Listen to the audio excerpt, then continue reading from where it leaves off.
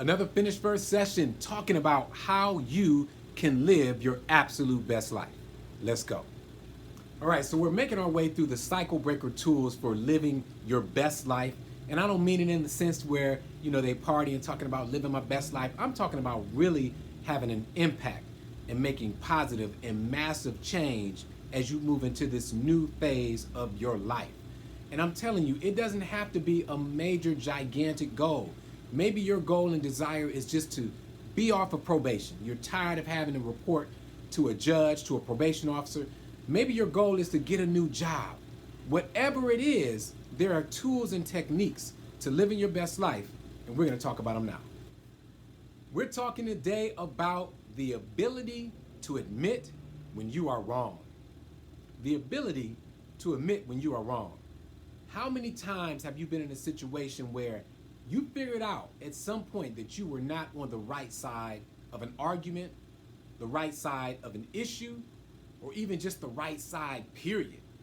But because of the way we are built, our human nature, you fight against it, you defend it, even when you know you are wrong.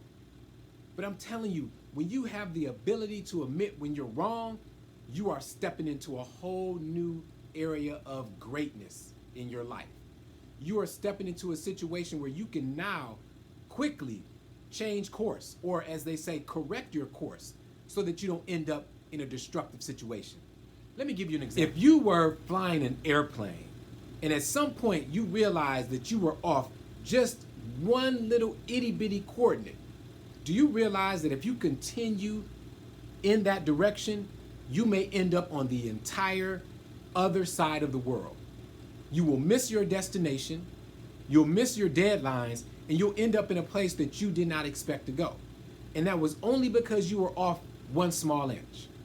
The same thing happens with our lives and the way we approach life. When you take a position or take a stand and you know it's wrong and you refuse to course correct, you will continue down a path strong and fast, and you will find yourself in a position that you did not expect, and most importantly, one that is totally opposite of the goals that you had for yourself, the life that you wanted to live, the things that you wanted to achieve. I see these situations play out in my courtroom all the time. But what's interesting is I very rarely see the part where people admit when they're wrong. But when they do, as a judge, I get a chance to reward them.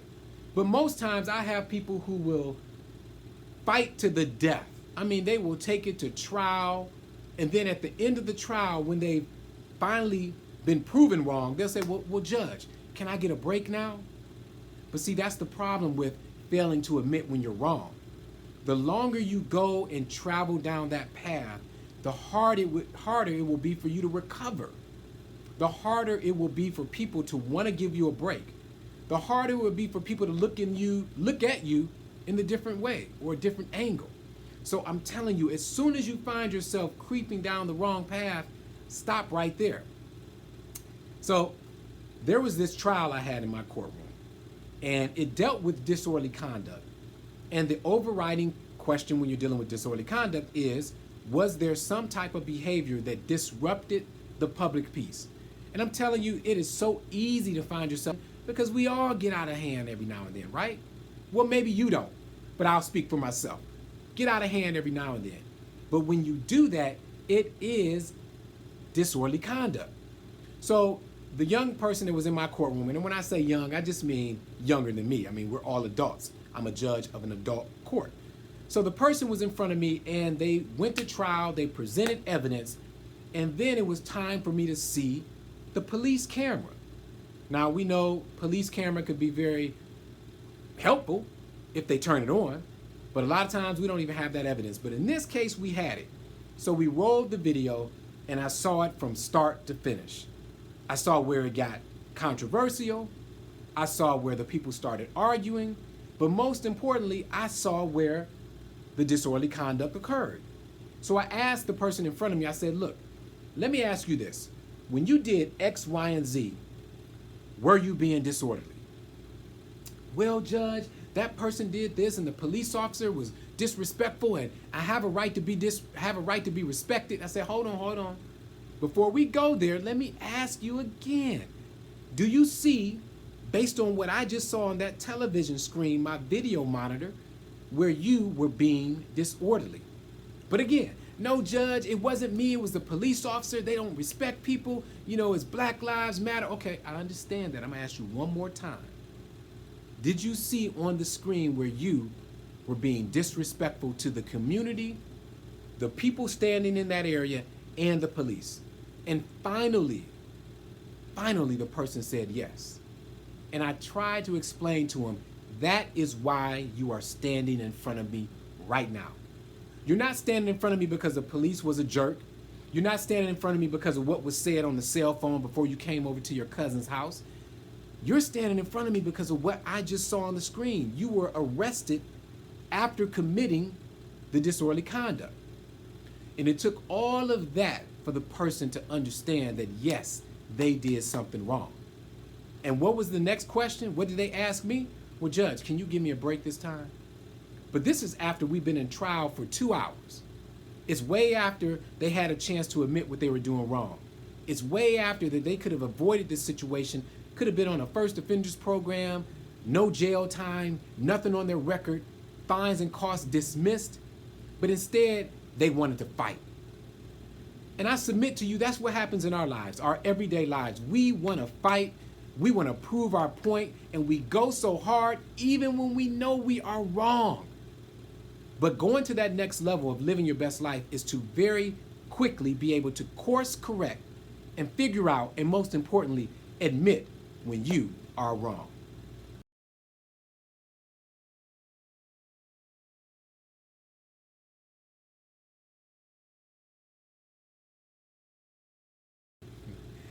I'm going to identify 3 reasons why admitting when you're wrong or when you've made a mistake is so very hard. The first one is, it takes courage to admit when you are wrong. Courage.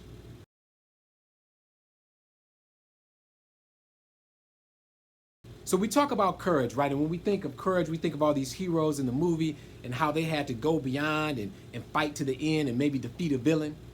Well, that same analogy could apply when we're talking about you and I and our ability to admit when we're wrong.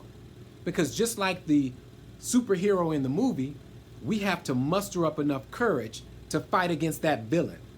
And what's that villain that we're fighting against? Sometimes it's our ego, right?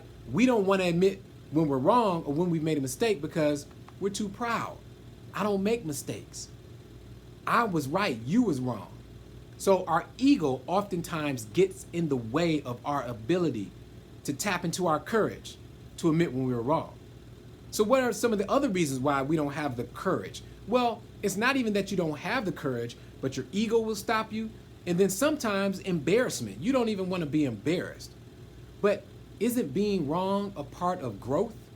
Like if you know all the answers, how can you grow? If every time you say something, it's right, what can you learn from somebody else?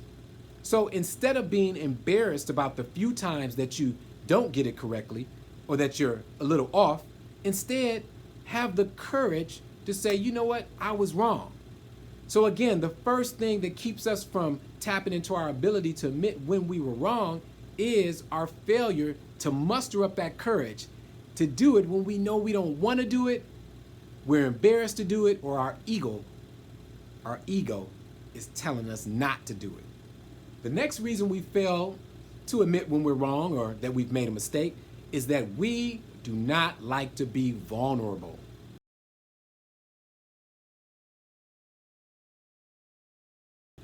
It's just a human quality. You know, one of the Maslow's needs on the hierarchy, we want to have security, right? We want to be safe. So being vulnerable is the opposite of being safe because all of a sudden you're exposed, you're out there. And when it comes to admitting what mistakes you've made or how you've somehow gotten something wrong, now all of a sudden you have to open yourself up to criticism. You have to open yourself up to people who are going to laugh at you, people who are going to say, man, you're always wrong. When do you ever get it right? But the key is you got to switch that around, right? You got to tell them, no, I'm not always wrong. What I'm doing is I'm learning. Because every time you make a mistake, Every time something doesn't go your way, you can decide, is it going to help you grow or is it going to cause you to shrink? And I'm telling you, the way to be a cycle breaker, the way to take it to the next level is to grow from those instances people expect you to shrink. Instead of shrinking, you're going to grow. Instead of being embarrassed, you're going to go ahead and say, you know what, I'm learning something. So being vulnerable, honestly, is a position of growth because you cannot learn something else unless you're vulnerable. And as a sidebar, I think maybe that's the reason why a lot of people don't go to school, don't complete their education, don't pursue higher degrees, because we don't want to be vulnerable. We're used to being comfortable. We're used to knowing it all, knowing what's going to happen the next day, one day from the other. But your true growth, your expansion, lies in your ability to open yourself up to change, open yourself up to something different, open yourself up to being vulnerable, which means you will admit when you don't know something, admit when you're wrong, or admit when you've made a mistake.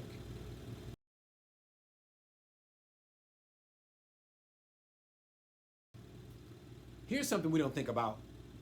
It really takes a high level of intelligence to admit when you're wrong.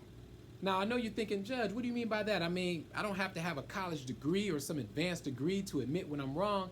Well, no, I don't mean it in that sense. What I really mean is that you have to be an analytical person, at least to the extent where you look back at a situation and figure out what went wrong there. What could I have done differently so that I would not have ended up in this situation? So let's go back to my scenario about the trial that I had in court. The good news about that trial is that, okay, the person was found guilty. And whenever you're found guilty, you face jail time, you face probation, you face fines and costs. But I decided I was going to do that on another day because I wanted to give the person a moment to kind of calm down, to settle down and find out if there's something that they could have done differently, or at least maybe I wanted to give myself a chance to calm down so that I wouldn't be mad or pissed off when I did the sentencing. So the person came back on the other day, the next day, and their attitude was totally different. Before I can even say anything, the person said, Judge, you know what? I want to apologize for the way I behaved in your courtroom.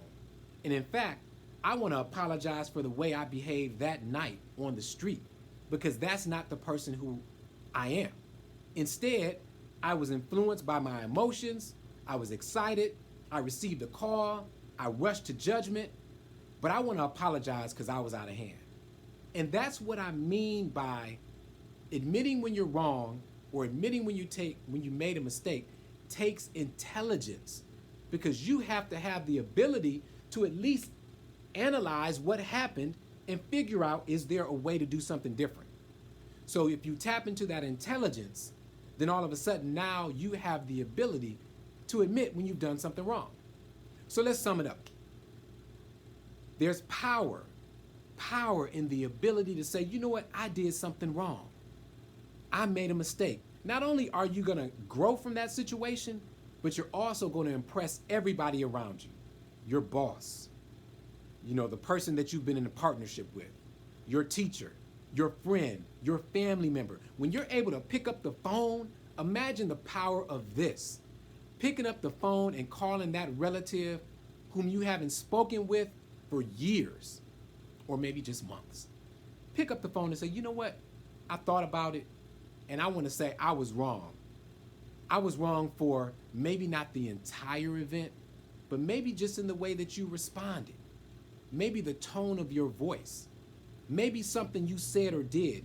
There is such power in admitting when you've done something wrong, because one other thing that happens out of that is the beauty of reconciliation. You are able to move to the next level. You are able to restore relationships that have been broken and damaged for years. So there is extreme power just in relationship building when you admit that you've done something wrong. But the other power lies in your ability to grow as a person, as an entrepreneur, as a student, as a friend. When you admit that you've done something wrong, what you're saying is, I'm willing to grow. And you're saying that I'm willing to grow with you. I'm willing to listen to your side, or at least tell you that you were right. So as I conclude this this moment that I have with you, I just want to tell you that in order to be the best that you can be, you have to shed some of that mess that you had on your back and that you still carry on your back. You know, that baggage. You have to check it, get rid of it. And one of the ways to do it is to finally admit that you weren't right, that you've made a mistake, and then maybe, just maybe, you were wrong. Let's go. Like I always do, I like to end these sessions by telling you, one, continue to be cycle breakers because you are a cycle breaker. You don't have to have a title. You have the ability to make massive change and make a difference in your community, your world, or even just your life. So continue to be cycle breakers. And as the Yogi judge, I always have to give you my salutation by saying, Namaste. Be the best you can be. Let's go.